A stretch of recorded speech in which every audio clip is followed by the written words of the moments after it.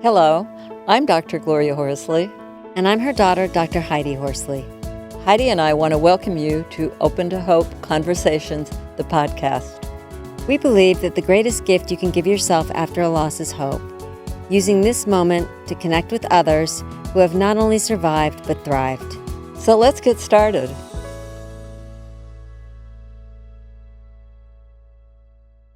Welcome to the Open to Hope show. I'm your host, Dr. Gloria Horsley, with my daughter and co-host, Dr. Heidi Horsley. Heidi. We have got a very interesting show today. We're going to be talking about strength building through trauma and loss. And we've got a guest who has had to do a lot of that through a loss. So Heidi, you want to introduce our guest? Sure, I'd love to, Mom. Our guest today is Michelle Gabriel. She is the president and CEO of the Joseph Gabriel Foundation, also called JGF, which she and her sister founded in honor of their father. Michelle is currently working on her book, Do Your Homework, which provides a 5-step guide for addressing traumatic events from childhood. Michelle is a survivor of sexual assault who channels her experiences into her work, fostering resilience and advocacy for those facing life's challenges. Welcome to our podcast, Michelle. Hello, I'm glad to be here. Thank you for having me as a guest. It's great to have you on. You're up in Harlem and you're a teacher. Yes, I am. So my day job is teaching our next generation of high school students. And it's a very rewarding job, coming in every day and being able to just impact the next generation is just a very, very rewarding career so far. Oh, great. Well, talk to us about your experience with trauma and what happened to you and what happened to the perpetrator. Well, we all experience some form of trauma in our lives. For me, I would say the biggest trauma that I experienced was when I was a teen, around 16 years old. I was sexually assaulted by a very close friend and someone I looked at as a brother. Wow. So it was traumatizing, but I didn't really look at what it would really actually do for the rest of my life. When you experience trauma at the moment, you just kind of just deal with it and go with it. And then you realize down the road that, oh, wow, this is impacting me in ways that I didn't even know that it was, especially since this assault happened in my house. And Oh. it was someone I knew. So it wasn't like some strange person or in some alleyway, like the traditional, where everybody's like, oh, you're walking down the street and then somebody just grabs you. This was someone that knocked on my door, wanted to use my phone. He was always welcomed. And then things just happened. And then even after the incident, he was very apologetic. Oh, I'm sorry, blah, blah, blah. And Oh, so wow. it's very confusing because you have It sounds like doing it. and then they're showing remorse afterwards. But it was really for a 16-year-old in the middle Well, of this it was someone that everything. you knew and someone that you trusted and someone that you would have never thought would ever do this. Did you get support from anyone, or did you kind of keep it as a secret, or what? How did it play out? Well, the first person I called was my boyfriend at the time, who was a very successful choreographer. And I always remember the conversation we had because he was just telling me how excited he was that possibly I could have gone on a tour with him. And I was a dancer at the time as well. And when I told him what happened, he was devastated and he didn't believe me. And so I Wow. think that was the second kind of in many ways trauma, because you tell the person right after and then they don't believe you for whatever reason. At the time he was young, so he just was like, you just telling me something. And then when he did follow up, the guy did tell him that I participated and consented to it. So that was even more devastating because I'm like, I did not consent to this. So that was traumatizing because he didn't believe me. And because of that, I guess in my young mind at the time, I didn't feel like I wanted to tell anybody else. So what happened down the road? Well, of course, with anyone that experienced trauma, you look for ways out, right? You look for ways to deal with, I guess now, the after effects.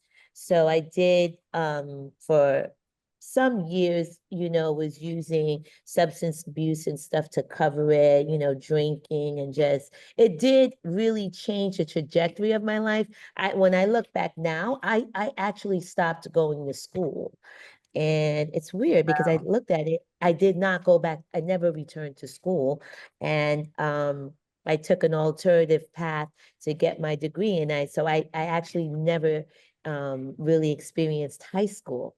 So Mhm. me teaching high school right now is so powerful because I'm like getting a new life to teach high school. And When did you start telling people? Because you really come out Mhm. courageously. And well, I how did mean, that it was a begin? dark, it's not, trauma is a journey that starts off very dark. And so Mhm. there was a lot of dark years. I would call it the dark ages of my life where it was just dark. It was almost like I was in my own cage. And I was, involved in so many different things that was going, it was just like I was going down and down and down, spiraling down. And I think about when in my early 20s, um, I was, a dancer, and then I was dancing in a place that, I wouldn't recommend it, but, in this day and age, it's so popular to be an exotic dancer. But I was in this lounge place dancing, let's just say it like that. And a Asian guy, I'm never gonna forget this. He was looking at me in a strange way. And when I finished dancing, he called me over and I had a conversation with him. And he said to me, "What is a beautiful girl like you doing in this place? What are you Wow. doing with your life?" I Mhm. don't, that was so, I don't know, like I could not get over what he said. Like nobody asked me, I guess So I he was just, saw something in you that he saw something in you that you didn't even see at that point. I did not see a thing. Mhm. I was just in the darkness. And he said that and it impacted me. It was like a hit in my chest. And I just remember I walked away from that world. Just that day, I was just like, I'm never doing this again. And um, I would say that's when the change began. I started to really, a lot of different people came into my life that were more positive. Um, and then it started looking up. And so I really believe like the people you have around your life really play a role on and where you Mhm. end up. A lot of after him, it kind of just felt like good things started happening. And um, That's I knew I amazing. I knew I had to start doing my work. I knew I had to start um, figuring out what is wrong with me, why am I where I'm at. And I did start to think about things spiritually. A woman came out of nowhere one day on the street. She invited me to this Bible study, and I was just like, why would I want to go to a Bible study? Anyway, I went. I didn't go back, but that woman used to come and talk to me, and to my house and say, there's so much that you can do with your life.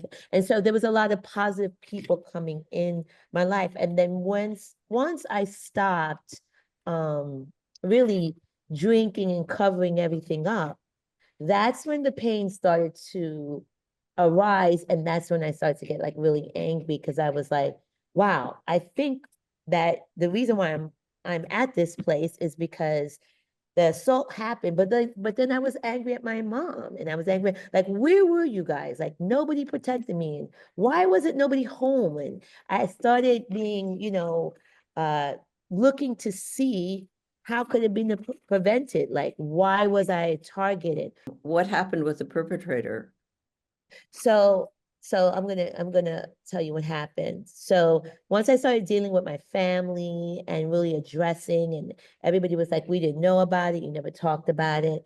Wow. I And went back, I went back actually to my neighborhood where everything happened. And I went and I talked to the perpetrator's sister, who was I used to babysit her daughter. And that's kind of how me and him used to talk to each other and stuff. But I told her about it because I was like, now I'm going to let people know what happened, and I want to see who's responsible. And she was just like, no, he wouldn't do something like that. Maybe you know how you used to be in your day. You used to be a little fresh little thing, and I couldn't believe her. I was like, really? Are you serious? Your brother did this. And she was like, I can't believe that. So after doing some research and like talking to people about it, I found, which was the most saddest thing, is that he sexually assaulted almost all of the girls in my neighborhood. So Well, I was, that's what I was gonna say. That's why I'm glad that you started being vocal because, if someone does it once, they've usually done it, like you said, many times, and you're letting people, you're building awareness and letting people know this happened.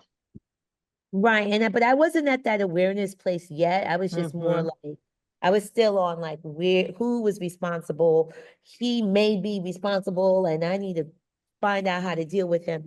But at this point, he had not married, but he was seeing my best friend that I grew up with in elementary school. And so one day I was driving, it's strange how things happen, but one day I was just driving down Times Square and I turned around and I saw him in the car with my best friend with two kids. And I said, stop the car. And I looked at him and I said, you know what you did to me, right? And he was like, no, I ain't doing nothing to you. And then my friend was like, what are you talking about? And I was just like, nothing, but he knows what he did.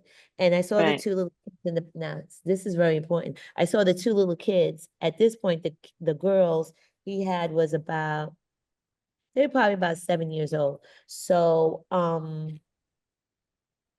I kind of left it at that because he didn't want to. So we still had this weird relationship. You know what you did to me, but it was kind of like, he's just like, I ain't doing nothing to you type of thing. Anyway, so fast forward, I think about another 10 years later, doing all of these advocacy work, and I decided to write a musical about my life and about the incident. So I wrote this great musical. It was called the Dove Musical. So it was like I used all of my skills, dancing, singing, everything. And I got I got a place off Broadway to do in the theater to do the opening. So the first thing That's amazing. I have to say, that's wanted not easy to do. Yeah, so I mean, it was very beautifully clad. It was the best work I've ever done in my life, but I needed to do it. I needed to get this story out. And I gave my cousin who knew him, because she was still in the neighborhood, I gave her tickets. I said, you've got to find him and invite him because he's got to see what I've done with my life. The day of the show, the opening, my cousin comes in the back of the theater. I'm like, did you find him? Did you give him the tickets? Blah, blah, blah. And she said to me, this is the day of the show, right before I'm getting ready to do my whole life. She said he committed suicide because they found out that he was raping his daughters. Oh my And God. he's getting ready to do maybe, I think, life in prison or whatever. And he couldn't take it and he killed himself. And I found that out the day of the show. Wow. And it was And just like once I relived it and I let everybody know at the end of the musical, I said, this was my life, this is my story. And guess what? I found out today that the guy that did this is dead. So it's over. It's over. But what hurted me was I couldn't save the daughters. And so then I knew this is going to be something that I'm going to have to really dedicate at least a part of my life to vocalizing and helping other young, especially young people, to really speak out if this thing is happening, so it doesn't all these years pass by and it's just more and more people are assaulted. So that's a little bit a part of my mission. Wow. Yes. Yes. I can hear that. You know, it's interesting because we've interviewed other people where there have been murders or whatever, and you have to work it through. I mean, just having the person in jail or, maybe even executed does not, it's not like they kind of say to us, well, we thought it would be like, we're fine now, and it's really not. You still have to work on it. It's a process, even after people are dead that have done things like that. Oh, most definitely. And then I wrote another play called Secret in the Hood, and it was about his story because I wanted to know his story. How did he end up this way? And Mm-hmm. and how did and that was a really beautiful play as well because um I got a lot of healing through that because I wrote the ending was I'm now in charge of this ending. And I wrote when me and him had peace and I forgave him and he said sorry to me through a character, but it was like I got the power to change the story. Mm-hmm. I You love know, that. I and I love Mm-hmm. changed, that it and there through was, yes, forgiveness. forgiveness and rewriting your own story, right? You I can love rewrite it. If you're still alive after trauma and you're still going, you can rewrite the story. It doesn't have to end with the trauma. And that's what somebody told me one time. They were like, I know you want to live the rest of your life advocating for this, but that doesn't mean you still cannot have a life that was met before this happened. That was life changing to me. Well, and it. so empowering because before something had been done to you and now you've turned it into action and empowered yourself. And even though that person is even dead, you can still take action and Mm-hmm. And I'm using his life. Mm-hmm. So I'm using his life. He is a part of my life, right? And so now I can reach out and speak to those that have been in this situation. I can show Mm-hmm. two different perspectives. I can be a better catalyst for change in some strange way. And I don't have to walk around the rest of my life full of hate and bitterness of what he done because I've turned it around into something beautiful. I mean, the fact that I come into school every day and have the compassion I have with these kids and able to talk to them on deeper levels is because of what happened. Absolutely. Post-traumatic growth. That's what you are a great example of. You certainly are. Now tell people where they can find you and if they want to connect. Yes. So I mean, you can visit me at josephgabrielfoundation.org and there's a contact page, and or they can just, email josephgabrielfoundation@gmail.com. But I want to say to your audience is that we have the power to take our trauma and make it into something absolutely beautiful. And I look at myself and I remember how I looked when that trauma was ruling over me. And I look at myself now and I'm like, wow, you're beautiful. You survived it. And now you're using it every day. Are you ever going to get to a place where you're just like trauma free? Maybe, yeah, maybe that is. I'm not going to say I'm trauma free. I do still have sometimes PTSD and struggle sometimes, but everybody has some type of struggle. I mean, we're not going to be perfect. But if we can take something and make something great out of it and touch millions of people's lives, then we're doing a good thing. And so, yeah, the loss was I lost a part of me that day, but I gained a new person and I like this Mm-hmm. person.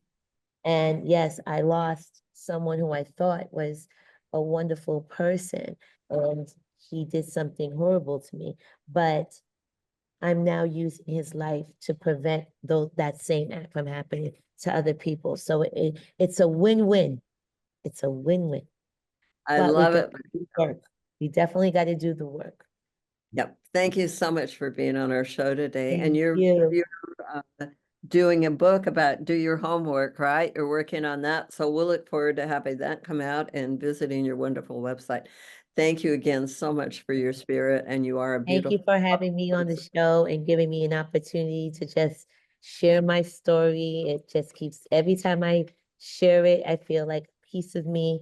I become more and more, the butterfly colors just gets even more Thank you. vibrant and I love that, Michelle, and I know that your dad would be very proud of you today. And you are touching so many lives and changing so many lives for the better. Thank you. Thanks, everybody, for joining us on this show today. And Heidi and I know Michelle, want to say to you that if you've lost hope, please lean on ours until you find your own, and God bless. I'm Dr. Heidi Horsley. You have been listening to Open to Hope, the podcast. You can follow Open to Hope on Facebook, Instagram, and Twitter. To learn more, visit us at opentohope.com and go to Apple Podcasts to subscribe. I'm Dr. Gloria Horsley. Join us again next week for another Open to Hope conversation, where we invite you to lean on our hope until you find your own.